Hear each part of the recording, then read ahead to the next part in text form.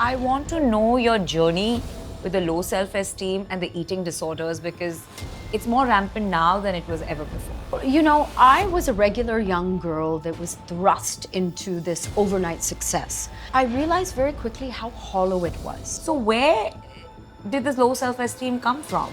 I hate to say it, but fashion magazines. When a doctor comes to you and tells you have multiple myeloma cancer and it is incurable, tell me about your journey with cancer. The thing about cancer, it finally made me stop. You know your body. You're like, something is just off. And What were you feeling? pinpoint it. You were feeling tired? I was feeling fatigued a lot. And I was just overcoming it. Hello everybody, I'm Namita Thapar, Executive Director of MCure Pharmaceuticals, and today we're talking with a lovely, lovely woman. She's been a supermodel, an actress, an author, an entrepreneur for a digital art platform, and a cancer activist. Most important than all these other credentials I spoke about is that she's one of the warmest, most honest and authentic women. And I just fell in love with her after watching all her podcasts.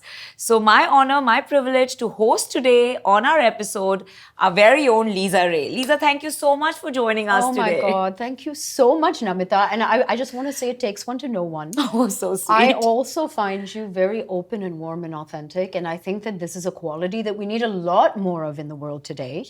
We need to, let people know that it's okay to be open and vulnerable as well. And I'm just so glad to be here, I think that we'll have a lot more to talk about even after the podcast. Absolutely. And you're just one person who, you've just gone through so much in your life. And when I was writing down the list of questions, it literally was like, where do I begin? But we got to begin somewhere. And I want to start with a topic that you've not spoken a lot about. And that I think we need to go deeper because it'll inspire a lot of young women out there. Yeah. GLP-1, the skinny injections are a craze and everybody's super obsessed with their weight. You were like this sexy, glamorous, cover page swimsuit edition way back when that was rarely done. Yeah. And then you confess that, hey, you know what? I had low self-esteem and I've been through my share of eating disorders, whether it's anorexia, bulimia, and it just shocked everyone. Because, now a lot of people talk about it, but back then when you came out and spoke about it, it was a taboo. But you were so open about it. So I want to know your journey with the low self-esteem and the eating disorders because it's more rampant now than it was ever before. I know, and I'm so glad that we're highlighting this particular topic because it really gets sort of pasted over a lot in a lot of my previous interviews. And I'm so vocal about it. Eating disorders are basically also mental health disorders. Absolutely. Right? And even though I was identified as this very glamorous symbol and, I had the whole country at my feet for some time, I felt very out of control, I realized. I didn't have a lot of control over my emotions and my life. And so what was the one thing you can control is your food intake. Absolutely. Right? True. And it's only recently that I started really understanding what was going on during that period of time, that I've kind of been unpacking it and unpicking it for myself. But I went through a very, very serious eating disease. I would starve myself. I would survive on coffee and cigarettes, which is obviously like a typical model kind of diet. And there was this allure and this glamour around saying, oh, yeah, I don't eat. Do you eat? I don't eat. Absolutely. I started smoking, and in order to suppress my appetite. Right. But then it caught up because actually, I do love food. And food bears a very particular emotional resonance for me because my mother, was very big on the family sitting down and she would express her love through food, as I think a lot of our mothers do that. Yeah, those are your happiest memories. Those are great memories of gathering over food. So at the same time, this desire to really embrace food would arise. And then that's when the anorexia also spiraled into bulimia, when I would go out and I would binge eat and then I would have to find the closest loo and throw up. And it was a terrible cycle to be caught in. And there was nobody I could confide in. I felt so much shame. And I think that was the worst part of it. The irony also is that, I was thin and I was being celebrated for all the worst habits, I think, all the habits that were really chipping away at my soul. first of all, the eating disorders, the working also beyond physical limits, I mean, I was a workaholic for all of the 90s. I did every single modeling campaign that there possibly was. And it was my default to stay busy and distracted, to distract myself from my inner trauma. Right. And I couldn't explain that to myself. And yet you're being celebrated for this. Look at her, she's so tough, like she's sick, she's sitting on the set, and I would just say, call a doctor, and he'd give me a shot, and I would continue. And somehow our society really celebrates that. Very true. And so I'm here to say that it's about time that fortunately we're living in an age where we can redefine success for ourselves, and we can challenge all these notions of what success is. That somehow, the person who is staying the latest at work, the one who sacrifices their family life, their emotional health, their mental health, gets all the awards. Where's the awards for somebody who actually aspires to create balance, to spread happiness in a work setting? That's what we should be celebrating and talking about. Because the other way, I've been through it, is a dark, dark hole. And I'm very grateful that I found my way out of it. There was a time when I thought maybe I wouldn't find my way out of it, It was kind of very touch and go. And a lot of it also has to do with low self-esteem, where I never felt worthy. How did you have low self-esteem? Because, sorry to interrupt, but you had a great childhood, lovely set of parents. Yeah. So where did this low self-esteem come from? I hate to say it, but fashion magazines. Ah. I mean, we didn't have social media back then. So the judgment, the judgment of like comparing myself to, in those days, it was the crop of supermodels like Cindy Crawford and Naomi Campbell and all of these glamazons. Right. And then here I am, 5'6", comparing myself to these never-ending limbs and thinking, how will anyone love me if I don't look like that? Right. I somewhere had internalized that.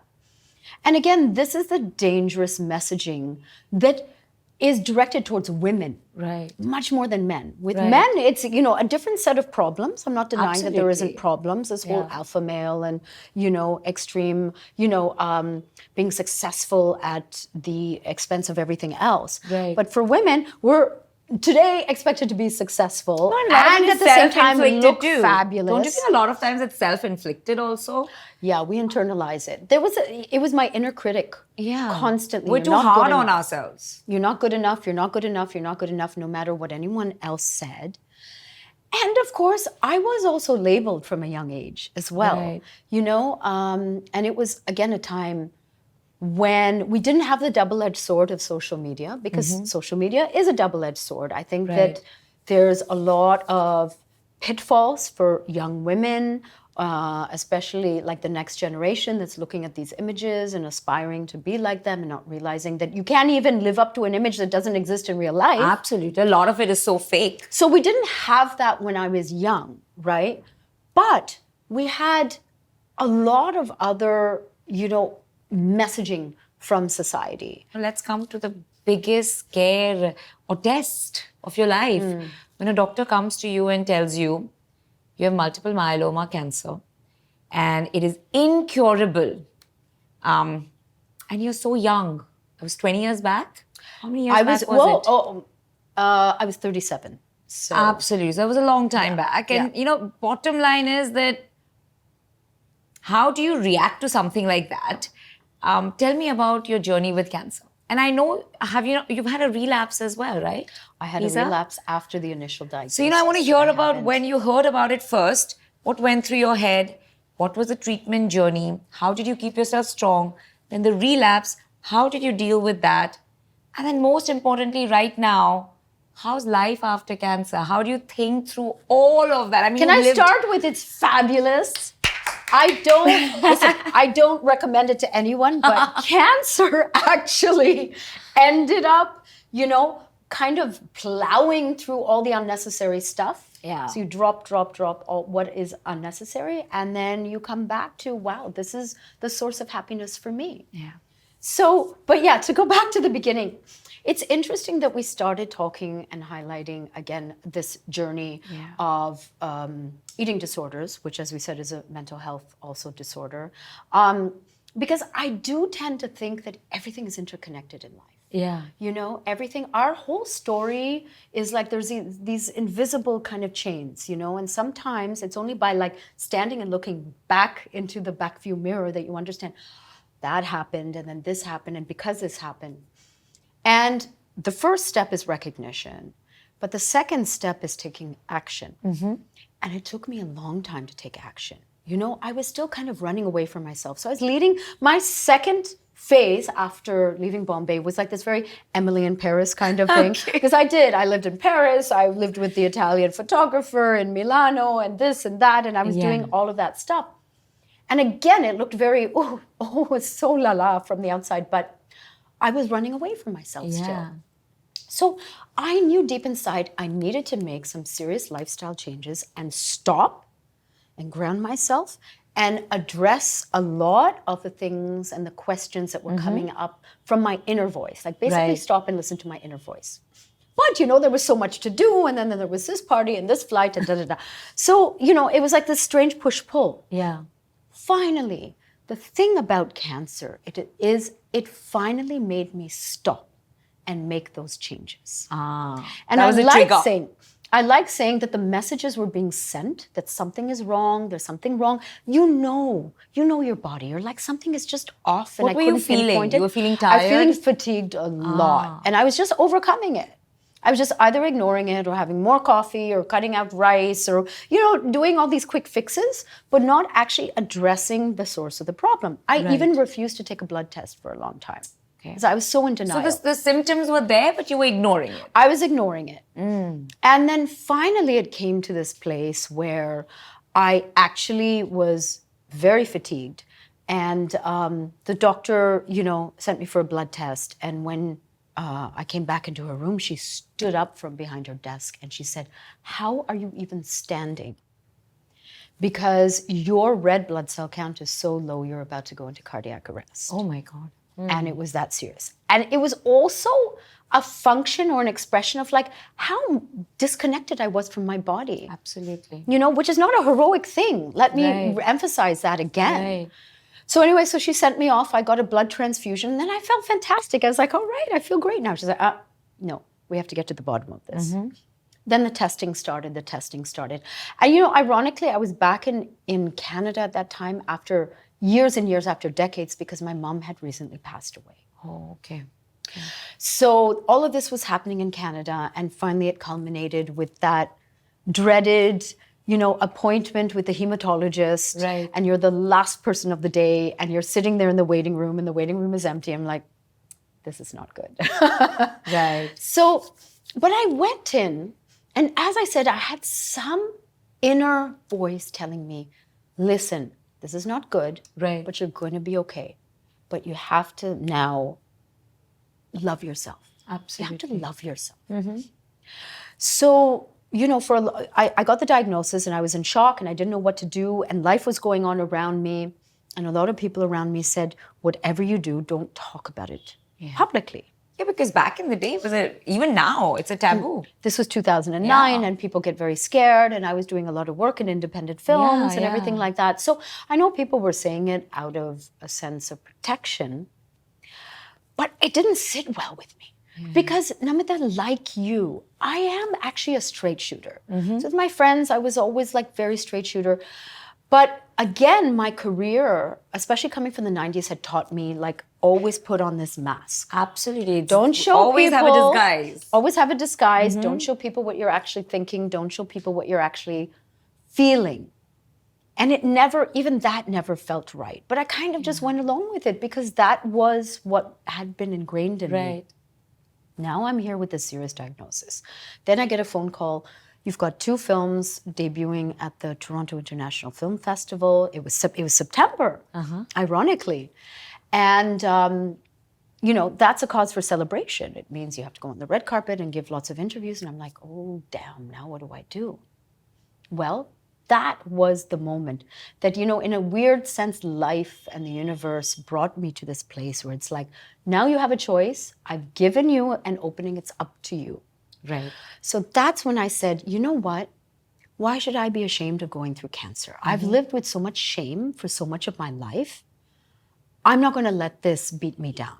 Yeah. And in fact, maybe this is an opportunity where I can use this diagnosis to stand on the red carpet, where, by the way, I had felt deeply uncomfortable for so much of my life. Because as a woman, you're scrutinized and you're criticized, and it's a very vulnerable place. Absolutely. And I thought, finally, I can take that place where I feel deeply uncomfortable and stand there and make it meaningful, like subvert it, you know? Stand there and say, here's what I'm going through. And make it like such an impactful moment for me personally and professionally. So, by the way, I had already started my treatment and I was 40 pounds. I gained 40 pounds from the steroids. Oh my God. Because that was part of my treatment. So imagine, again, going back to that young girl who's so conscious of every little pound. Every inch. Every inch, of right? fat, Like used to like. And imagine the irony of going back and then suddenly I'm a woman dealing with this disease. I've gained 40 pounds, very visibly, you know, bloated on steroids. The steroid puffs up your face. Yeah, it's a weird, you have that right? puffy look on your face. Yeah, exactly. I called it like my scuba diving suit, right? It was like I had an extra layer of rubber on me. And I thought, wow, how powerful is this if I stand there and say, you know, I'm going through cancer. And this is why I look why I'm looking this way. And that's what I chose to do. Oh, that's so brave. It was Hats off to so you. empowering. It was so empowering. It was scary. And that broke everything open for me. After that, honestly, the amount of support, that's, I think, when I started stepping into my authenticity. That was like the life-changing moment. That was a life-changing Walking moment. on the red carpet with the bald head, the puffed up face, the 40 extra pounds. Yeah. Ironically, that made you confident. That And that's made me what it took. More confident than I've ever been in my life. It's almost like the contrarian mindset. But Lisa, you know, cancer is very painful. Yeah. There's a lot of pain in the treatment. And especially when a doctor looks you in the eye and says, it's incurable. How did you deal with the fear and the pain? Because, you know, you can do this red carpet or a few things here and there, but every single day, you're dealing with the fear, the pain, and you're alone. People can, you know, someone who loves you can hold your hand. Yeah. But you're dealing with all the chemo and the medicines and the trauma alone. So how did you deal with the fear and the pain? That's such a great question because, ultimately it is a You're lonely alone. journey, right? Nobody else can understand. Journey, for sure. Unless it's, you know, another cancer survivor. Yes. But for sure, my meditation That helps me. I think that's a great point. That was all activated. So, you know, I think, Namita, you and I were discussing very briefly that I spend a lot of time in Dharamshala. I feel very aligned to the Tibetan Buddhist tradition. Yes. And ways of meditation, but also yoga. And I had been doing that for years beforehand, very quietly. As I said, I always had that parallel life. And the interesting thing is you do it. And some days you also think, why am I doing this? Like, I don't feel anything. Right. But when you need it, the resources were there. And I think it was activated, this inner calm and this inner kind of this inner knowing that is available to all of us, I promise, is available to every single person, every single soul. You just have to be able to activate it. But you also have to slow down enough to listen to it and to tap it. But I'm so glad you said that, you know, yoga and meditation, to a large extent, helped you cope with the whole journey. But then you had the relapse and, of course, you conquered that as well. But now you're a mom, right? You became a mom at 45. Yeah. Is there that fear that, oh my God, or that fear, you know, what if it happens again and I have my babies? Even now with the fear, meditation and yoga helps? Is that how you deal with it? I've added in affirmations. Okay, affirmations help, for sure. Affirmations, I just literally say to myself, and I have these very powerful affirmations that I've gotten from a teacher that I work with who's very humble. And it's important. Look, it's important to also have community. Yes. Support groups. Support groups. Yeah. Very important. And part of going public with cancer, you know, helped me open up to support even from strangers, which was really, really powerful. Right. But support of what I call a Sangha, you know, kind of like a spiritual group of people. Or people who just get you as well, you know, even your girlfriends. So it's that's a big part of it. So I can always go and cry on their shoulder. But I promise you, in my mind, maybe it's self-induced, perhaps. And they often said, I read this once, they said, you can choose your beliefs, so choose wisely. Right. So you don't have to just accept belief systems that you were born with or accept the general belief. So choose wisely. So I think I say to myself every single day, I'm cured. Like it doesn't exist. Like it's okay. It's no big deal. Right. Having said that, I take my medication. I'm very vigilant about that. The compliance is important. The compliance. We should overemphasize that. Absolutely. And I'm not reckless about that. I've been reckless about that before in my life, so I'm not reckless about that. Health and wellness is the foundation. It's the bedrock of, I think, my happiness today. It makes me a better person, wife, mother, friend, everything. Absolutely. And I go for regular retreats as well, where I am able to just switch off, and then I can tune back in and say, hey, what do you need me to know now? What do I have to adjust? What's going on in my body? Right. And it's literally like having a conversation with a friend. And that's important. You've also, just different point on this is you've also used alternate medicine along with allopathy, right? And you're a big advocate of that as well. Yeah, So was it more Ayurveda, homeopathy? What did you use along with allopathy? I would say name it, I tried it. Oh, really? But what really helped you? I think for me, where I stand right now, it's sort of a combination of, and Namita, I want to reframe it. I want to call it complementary medicine. Absolutely. Because That's the I right think, word. When we say alternative, it sounds like it's an alternative to allopathic. It sounds like an or, but it's actually an and. It's an and. Yeah. It's so very much complementary, an and. thank you. That's a better word. Yeah, complementary therapies, because, words matter, right? Absolutely. And so I would say that Ayurvedic philosophy mixed with naturopathic practices works really well for me. Wonderful. But let me say that, like, I a lot of people reach out to me, and I'm always there. I love sharing my story. It's really important to me. It also gives me meaning. And let me share a very quick anecdote. When I was going through what I went through, a lot of strangers would just come up to me and, help me, whether it's a nurse, whether it's another patient, whether it's, whatever, a survivor. And I would always say, how do I pay you back? You've been so kind. And they would just say, pay it forward. Yeah. Like, make sure. So that's why I always try to make myself available to talk about it, to help people. People reach out to me on DMs and things like that. At 37, you, fought cancer. And then at 45, you decided, I want to have babies through surrogacy. Yeah. And I remember you saying that a week before your procedure, India banned commercial surrogacy, and you use those lovely words, throwing the baby out with the bathwater. Yes. And I think you went to Georgia to get your baby, right? Yeah. So surrogacy, infertility is on the rise in our country. And I've done an episode on surrogacy. Oh, interesting. And talking about how so many things in terms of the that. legal system need to change. Yes, absolutely. But I want to hear your journey on what it's been like with your twins. Thank you. I mean, that's another topic that I feel very passionately about. So to be completely honest, I never wanted to be a mother. I didn't like children for a long time. I was like, yeah, very nice. And then things changed, and, it was the right time at the right place with the right person as well, with my husband, where we said, let's do this. We're ready for this. Yeah. But of course, given my health journey, I couldn't carry the children because of the medication that I'm on for life, which is lenalidomide, which I think you'll understand. I'm geeking out a little bit. Lenalidomide is a derivative of thalidomide, which was the birth defect drug way back that affected a lot of mothers. So regardless, I couldn't carry my children even if I went through IVF and everything like that. So where do we go? I had my heart set on my children being born in India, being, carried by a surrogate in India. And then, as you said, they started changing the laws, like literally 2 weeks before we were supposed to begin the process. And it was very disheartening.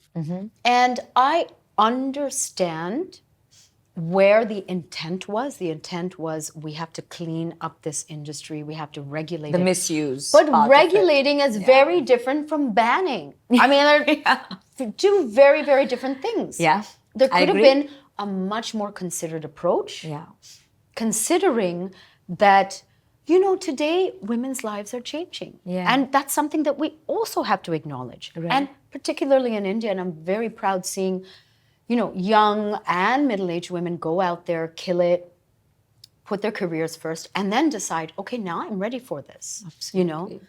And we should have that option available to you. The science backs it up. Why are we not allowing more surrogacies, legal surrogacies in India?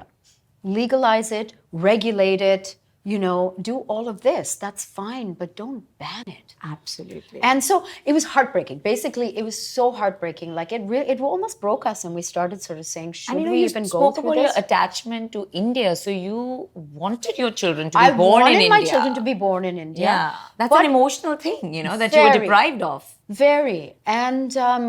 And it was really weird for us. And we were also trying to navigate it. It's also like Yeah. a very difficult thing to navigate emotionally, but Absolutely. also practically, and it's very expensive as Yeah, well. We'd yeah. already invested a lot of money.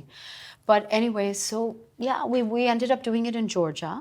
I did the research actually, Yeah. and ended up getting an agency, like a Right. proper regulated agency to overlook the entire process. And we had a wonderful experience, Right. touch wood. Right. And the interesting thing is in Georgia, it's actually, it's not something maybe that is heavily publicized, but international surrogacy is done in a very clean format. It's legal, so there's no gray area. Because I think where the gray comes is when there's no legality around it. Agreed. So it's regulated, it's legal.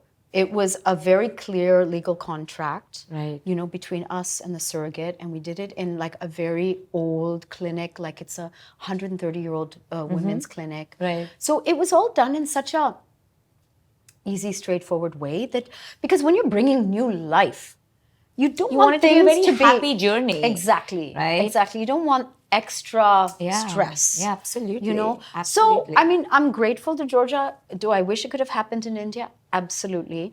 And I really do hope that, you know, lawmakers and regulators in India start rethinking and bring it back on the table and start thinking about how to make this an option in India again. Absolutely. Absolutely. You know, this is just, my head is spinning. It has been such an inspiring and emotional talk at the same time. And, you know, all I'd like to tell our audience is, I read this book called A Monk and a Monkey. And I think Lisa is both. She can be this full of life, you know. Well, I still have a monkey mind. Warrior, also. It's like- right, with the monkey mind. And she can be this very calm, centered, authentic activist that she is. And the most important thing is just look at her. You know, all the way from low self-esteem, eating disorder, a cancer, with a relapse, surrogacy. I mean, she's been through it all. And yet here she is. We just saw her in 4 More Shots, Please, where she was splendid. I just loved her. And she continues doing such glamorous good work. And then she continues writing. She's got a 3-book contract with HarperCollins, and she loves writing. And she's an activist. And she's in Dubai and Bombay and a mother of twins. And she manages it all with this energy that's infectious. Please listen. Now I have to interrupt because you are so inspiring. Really, I'm so happy that we could do this. And your energy is incredibly infectious. And I think that the work that you're doing out there, and this is not honest, I just need you to know it's important. And I think that young women have to see what you're doing and that to understand that, you know, how again you can pay it forward. You're a great example of Absolutely. paying it I think forward. that is the, you know, the Right? key takeaway from today's show is pay it forward. Yeah. And if sisterhood like this doesn't pay it forward, who else will? So find your set of sisters Yes. and start your journey of paying it forward. Thank you very much.